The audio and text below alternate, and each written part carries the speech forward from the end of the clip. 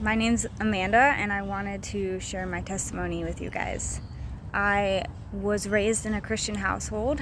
My parents raised me to love Jesus, and I loved Jesus as a child the best that I could, the best that I knew how.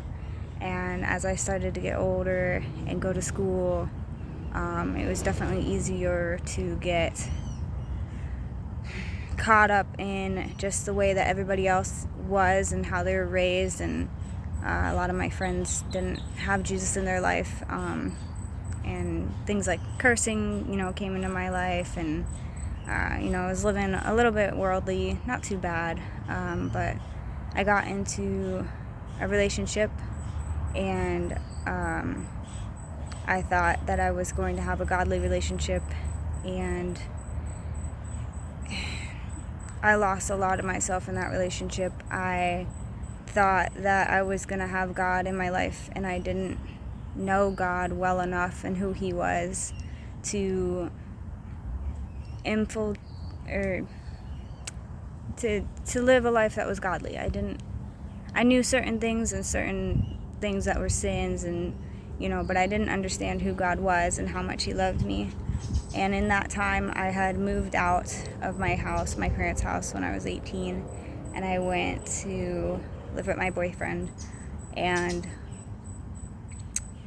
that was just a really hard time for me. I knew I was living with somebody and I wasn't married, and I wasn't speaking to the Lord in a way that I could hear Him really. I admitted to the Lord that I loved this person more than I loved him, and it was really hard to say, but I thought it was true, and at the time I think it was, because I didn't know who God was and how much He loved me. And so this relationship took away from who I was. I built my identity on it. It was an idol to me, and there were times when I was 18 and 19 that I really started to question the Lord. I felt really lost, and I had a lot of questions, and I had no answers. I didn't really have anyone to answer my questions the way I needed them to be answered, and I felt really lost, and I just was kind of like, well, I don't know. I mean, the only thing I know is what I've been taught, and I think that's the right thing, that Jesus is the way, the truth, and the life. And I clung to that as much as I could in that year that I struggled. And there was just one day where I just sat there. I was in my car and I was leaving my house, I don't know, going to work maybe, and I heard God say to me, "Come back to what you know." And I literally just went, okay.